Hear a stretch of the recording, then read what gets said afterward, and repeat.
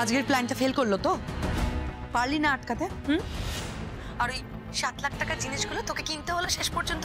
আর ওদিকে শ্রী হসপিটালের বিলটাও পে করে দিয়েছে। দিদি যা কিছু হয়েছে, আজকে যা কিছু হয়েছে, সবকিছু ওই রাজের জন্য। আমি কিছুতেই বুঝতে পারছি না যে ও কি করে জানলো আমি ওই ব্যাংকটা ওখানে রেখেছিলাম। কেন বুঝতে পারছিস না রনি?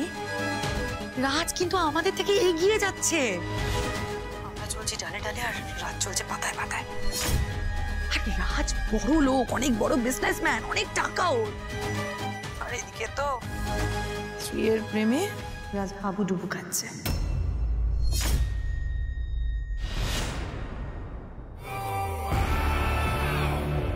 কি বলছিস তুই?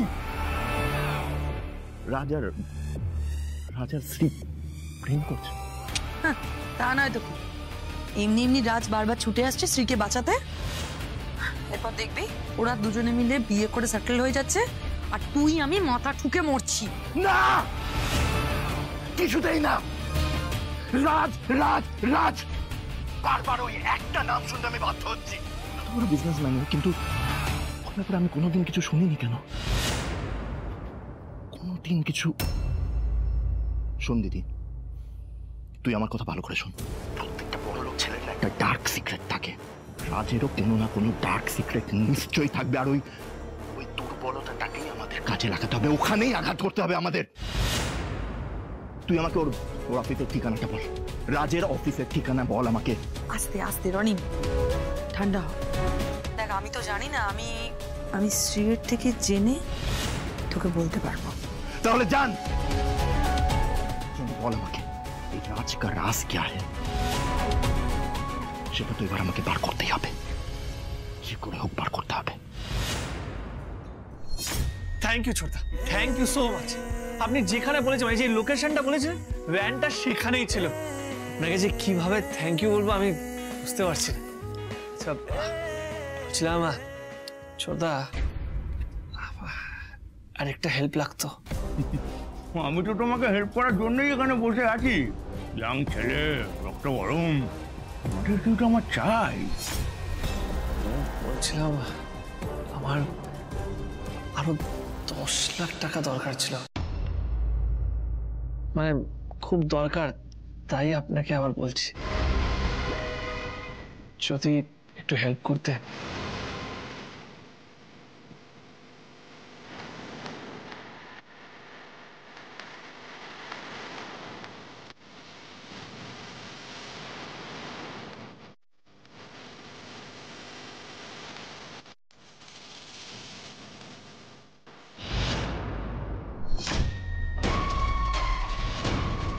আমি তো তোমাকে সব রকম সাহায্যই করলাম রাজ।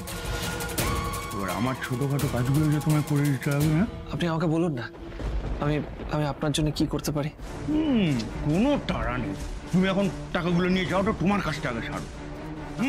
তারপর ঠান্ডা মাথায় আমার কাছে একবার এসো, তারপর তোমাকে সব বুঝিয়ে বলবো। ওকে ছোটদা, আপনি যা বলবেন আমি নিশ্চয়ই করার চেষ্টা করব। Thank you.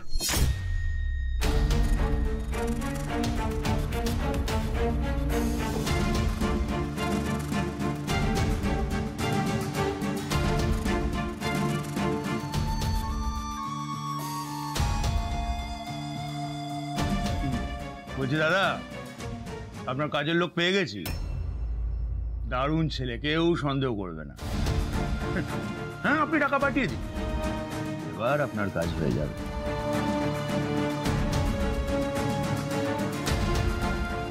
এবার আমি দেখবো রাজ, তুমি আমার কাজটা করে দিতে পারো কিনা। আর না পারলে সবটা আমি সুদে আসলে ফেরত নিয়ে নেব।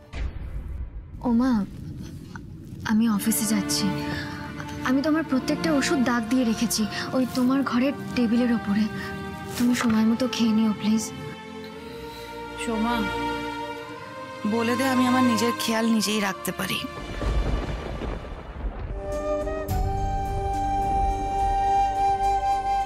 বেরোলাম মা, সাবধানে থেকো। মা, এবার একটু সোমার কথাটাও ভাবুন। অনেক তো বড় মেয়েকে ভালোবাসলেন, প্রতিদানে কি পেলেন আপনি? স্ত্রীর প্রতি পক্ষপাতিত্ব না করে আপনার ছোট মেয়েটা কিভাবে সুখে থাকবে সেটাও কিন্তু এবার আপনার ভাবা দরকার। তোমাকে কে বলেছে বৌমা যে আমি সোমাকে ভালোবাসি না? সেটা কথা নয়, দেখুন স্ত্রীর যদি বিয়ে না হয় তাহলে আপনি সোমার বিয়ের চিন্তা ভাবনা করুন। তাছাড়া এইভাবে বিয়ে না হয়ে স্ত্রী যদি আইবুড়ো হয়ে বাড়িতে বসে থাকে তাহলে কিন্তু ইন ফিউচার সোমার বিয়ে হতেই সমস্যার সৃষ্টি হবে। দেখো বৌমা, আমি আমার 3 সন্তানকেই কিন্তু সমান ভালোবাসি, আর ওদের ভালো থাকার জন্যই আমার ও সুবাদি। উঠবে না, বসুন বসুন, শরীর অসুস্থ, আপনি বসুন, মনটা খুব ছটফট করছিল। নমস্কার, বসুন না। খুব ছটফট করছিল মনটা, তাই চলে এলাম। ভালো করেছেন। আমি রাজের কাছে শুনলাম আপনার মেয়ের ওপর, বড় মেয়ের ওপর নাকি খুব অভিমান করেছেন। বাবা, কি লক্ষ্মীমন্ত মেয়ে, ওরা মেয়ের ওপর কেউ অভিমান করে? আমি বলছি কি যে দেখুন, আশীর্বাদের দিন যা হওয়ার হয়ে গেছে সব ভুলে যান, আবার নতুন করে শুরু করুন। শ্রীকে আমার খুব পছন্দ। ওইরকম একটা মেয়ে কারোর বাড়ির বউ হবে সে তো সৌভাগ্যের ব্যাপার। তাই রাজের বউ হিসেবে শ্রীকে আমার বাড়িতে নিয়ে যেতে চাই।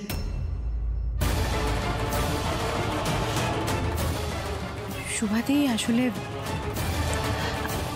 আসলে আমরা এই মুহূর্তে ওই নিয়ে কিছু ভাবতে চাইছি না। একবার বিবেচনা করে দেখুন। আসলে সতীশের সঙ্গে সম্বন্ধটা তো অনেক দূর অব্দি এগিয়েছিল, এবার সেটা ভেঙে দিয়ে আরেকটা নতুন সম্বন্ধ, সেই নিয়ে আমি ঠিক ভাবতে চাই না। সুভাদি, আমি আমার মতো করে কিছু সিদ্ধান্ত নিয়েছি, আপাতত সেগুলো নিয়েই ভাববো। দেখুন, পরমার শরীর মন কোনোটাই এখন ভালো নেই। ফলে আমার মনে হয় যে এই প্রস্তাবটা ভেবে দেখার মতন অবস্থায় ও আসলে নেই। তার মানে এই নয় যে আপনাদের সঙ্গে আমাদের যোগাযোগ থাকবে না কি। আর রাজ আমাদের বাড়ির ছেলের মতন হয়ে আমাদের অনেক উপকার করেছে। আর আপনি স্ত্রীকে ভালোবাসেন, আপনার সঙ্গেও আমাদের একটা সুসম্পর্ক তৈরি হয়েছে। আমার যেটা মনে হয় যে আমাদের এই দুই পরিবারের মধ্যে মেলামেশাটা হোক, মানে একটা গেট টুগেদার হলে কিন্তু মন্দ হয় না কি। মানে তাহলে পরমার মনটাও ভালো লাগবে। আর সে দরকার হলে আমরা সবাই মিলে আপনাদের বাড়িতেও চলে আসতে পারি।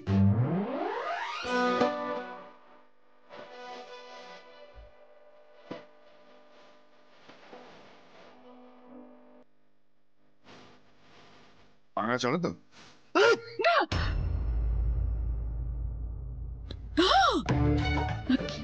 কি বলছেন? ওনার শরীরে এরম অবস্থা, এই অবস্থায় আমাদের বাড়িতে কি করে যাবেন? বড়, আমরা সবাই মিলে চলে আসবো। ও হ্যাঁ, তাহলে সেটাই হোক না, মানে আগামীকাল আপনারা সবাই মিলে আমাদের বাড়িতে চলে আসুন কি। তবে সুভাদি, এটা শুধু দুই পরিবারের মেলামেশার পর্যায়েতে থাকলেই ভালো হয়, এর বেশি কিছু আমরা ভাবতে চাই না। মেলামেশা করতে করতে কখন যে 4 হাত এক করে দিতে হবে সে খেলা শুধু শুভাই জানে।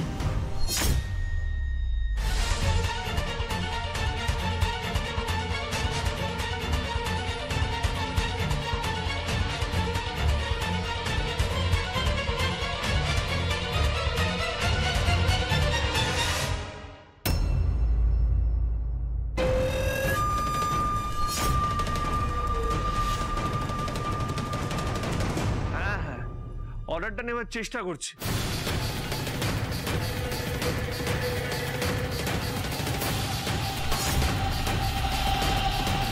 কথা অনেকটা এগিয়ে গেছে। হ্যাঁ, অর্ডারটা হয়তো আমরাই পাবো। ওকে ওকে।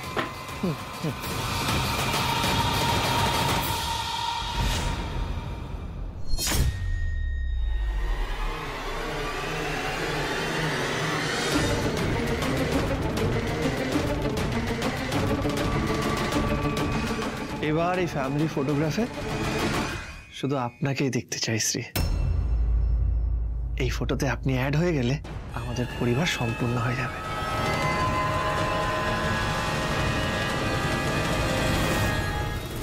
স্যার, আর কি করতে হবে বললেন? ভুলে গেলাম। সব ভুলে যায় গণেশ। না তোকে নিয়ে আর পারবো না, তুই না মানে একদম।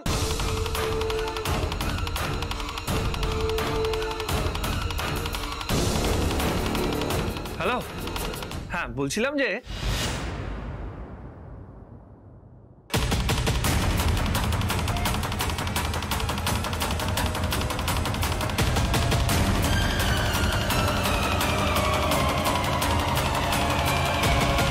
এই আধার কার্ডে ওর অ্যাড্রেসটা পেয়ে যাব।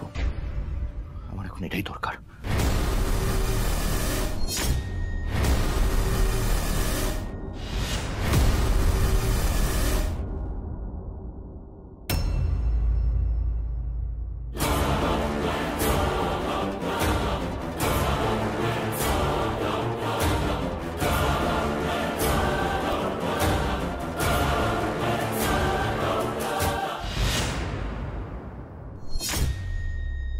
মনে হচ্ছে এখানে কেউ এসেছিল, কিন্তু এখন এখানে কারোর আসার কথা তো না। না, কি সব ভুলভাল ভাবছি আমি। যাই একটু ফ্রেশ হয়ে আসি।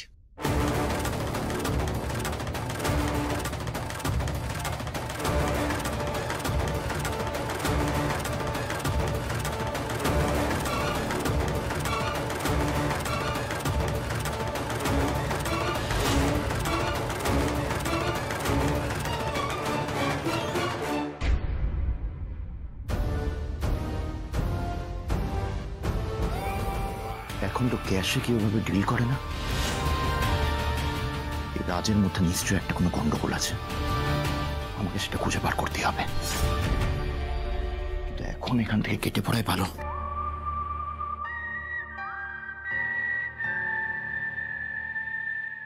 এখন তো শরীর কেমন আছে বড় মা? শরীর ঠিক আছে রে শুলি, মনটা ভালো নেই। সে তো বুঝতে পারছি। সতীশের মতো একজন হিরের টুকরো জামাইকে হারালে আমারও ঠিক এতটাই কষ্ট হতো। বিশ্বাস কর শিউলি, আমি না সতীশকে হারাতে চাই না। আচ্ছা এখনো তো অতটা দেরি হয়ে যায়নি, আমরা চাইলে এখন সবটা আবার ঠিক করতে পারি না? না মানে দেখ, এরকম তো কথা হয়েছিল যে আশীর্বাদের 1 মাস পরে বিয়েটা হবে।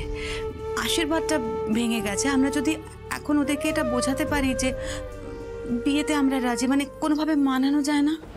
সবকিছু যদি এত সহজ হতো পরমা, তাহলে তোর মেয়ের বিয়েটা কিন্তু এতদিনে হয়ে যেত। একবার একটু চেষ্টা করে দেখ না রে শিউলি। মানে আমি তোকে বলছি, সতীশ কিচ্ছু মনে করবে না।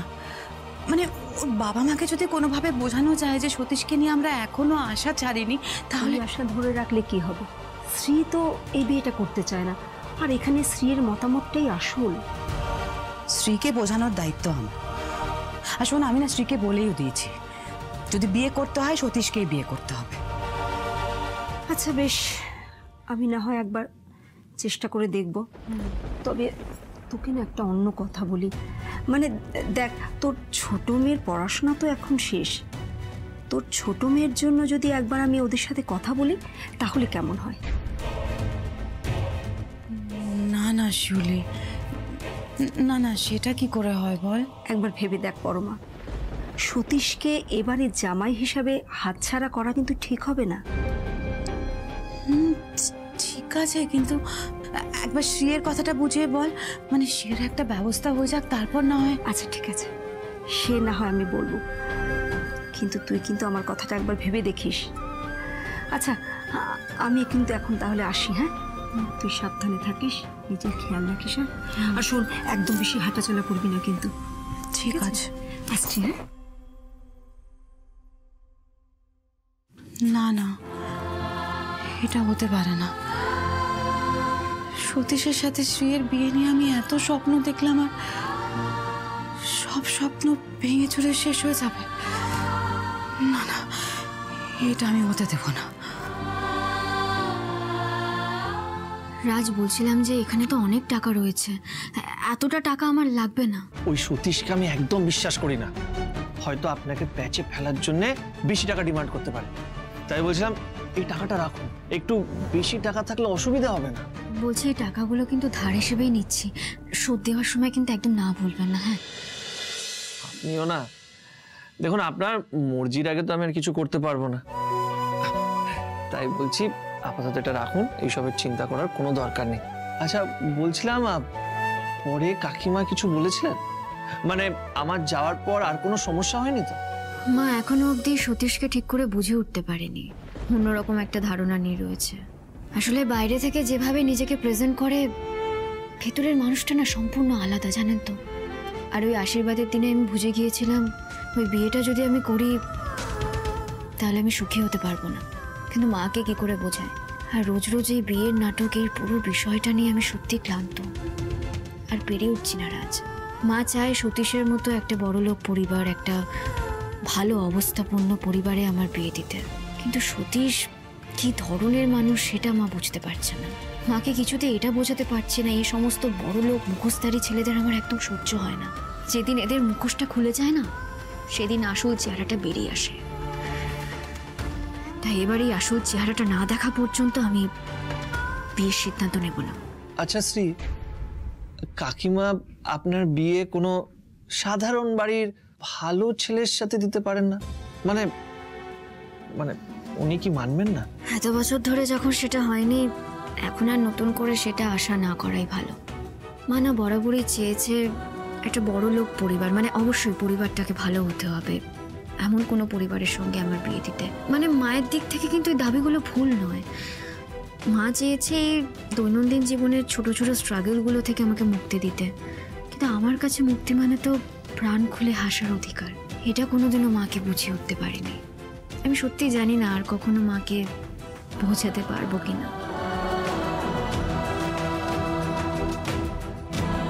তার মানে আপনাকে পাওয়ার জন্য বড়লোক হয়ে ওঠা ছাড়া আমার কাছে আর কোনো রাস্তাই নেই শ্রী। আর জানেন রাজ, কি ভাবছেন আপনি? না মানে ওই ভাবছিলাম যে কবে আপনার আর কাকিমার ভুল বোঝাবুঝিটা ঠিক হবে। আপনি একদম চিন্তা করবেন না, এই আপনার আর কাকিমার মধ্যে এই যে মান অভিমানটা খুব তাড়াতাড়ি ঠিক হয়ে যাবে। আমি চেষ্টা করছি সবটা তাড়াতাড়ি মিটিয়ে নেওয়ার, কিন্তু কি জানেন তো, এই বিয়েটা নিয়ে এত দূর এগিয়ে গিয়েছিল তো সবাই। মানে মা স্বপ্ন দেখে ফেলেছিল আমার সঙ্গে সতীশের বিয়ে হচ্ছে, তাই সেখান থেকে পিছিয়ে আসতে একটু প্রবলেম হচ্ছে। কিন্তু তবু আমি জানি না কি করে সবটা ঠিক করব। আচ্ছা বলছিলাম, আপনাকে আরেকটা ব্যাপারে আমি সরি বলতে চাই। মানে আপনার বাড়ির সবার সামনে আপনাকে ভালোবাসার কথাটা বললাম, আসলে না বললে ওই সতীশকে জবাব দিতে পারতাম না। আশা করি আপনি আমাকে ভুল বোঝেননি। আমিও আশা করছি আপনি এতদিন ধরে যে প্রশ্নের উত্তরটা আমার থেকে চেয়েছিলেন সেটা ফাইনালি পেয়ে গেছেন। আমরা এখনো খুব ভালো বন্ধু রাজ। আমি এর বাইরে সত্যি বেশি কিছু ভাবিনি, আমি ভাবতেই পারি না। আর আপনি আমার খুব ভালো বন্ধু বলেই আমি আপনার ওই কথাগুলো ভুল বুঝিনি আপনাকে। আপনি আমার খুব ভালো বন্ধু বলেই বারবার সাহায্যের জন্য আপনার কাছে ছুটে আসি। Thank you Raj, thank you so much. আপনি যদি আজকে এতগুলো টাকা ঠিক সময় না দিতেন, আমি সত্যি জানি না কি করতাম। ঠিক আছে, আমি তাহলে আসি, দেরি হয়ে যাচ্ছে।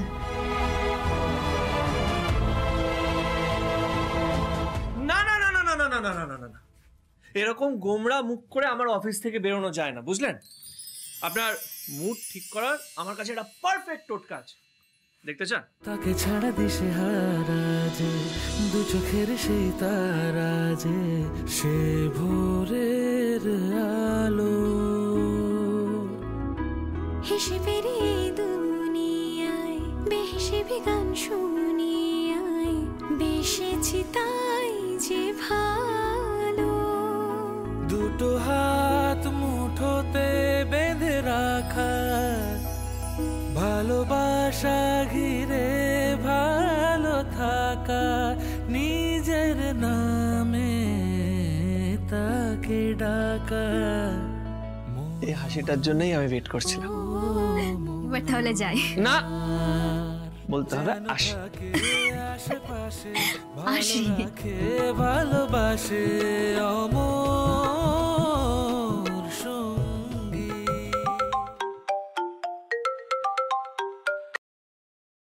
হ্যাঁ ছোটদা, হ্যাঁ হ্যাঁ আমি এক্ষুনি আসছি। এবার যে কাজটা করার সময় হয়েছে রাজ। হ্যাঁ হ্যাঁ বলুন না, মানে আপনি আমাকে এত সাহায্য করেছেন, আপনি আমাকে বলুন আমি কি করতে পারি। কিছু না, উত্তর কলকাতায় একটা ছাত্র আন্দোলন হচ্ছে, তুমি তো জানবে, শান্তিপূর্ণ আন্দোলন। তোকে গিয়ে শুধু ওটা ভেস্তে দিতে হবে ব্যাস।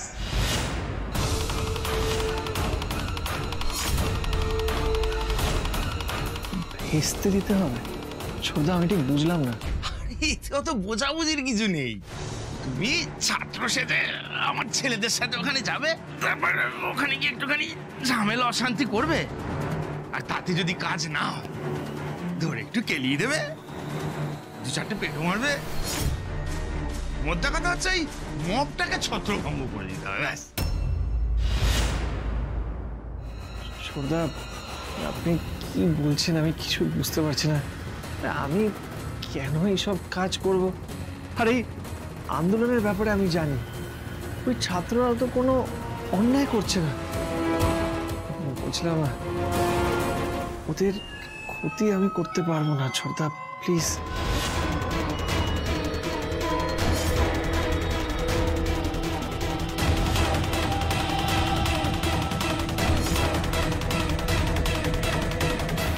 পারতে তো তোকে হবেই রাজ, তোকে এই দায়িত্ব নিয়ে এই ছাত্র আন্দোলনটাকে ভেস্তে দিতে হবে। কিন্তু কেন ছোটদা?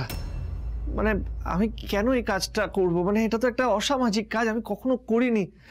আপনি আমাকে অন্য কোনো কাজ বলুন না, আমি আপনার জন্য করব, সত্যি বলছি ছোটদা।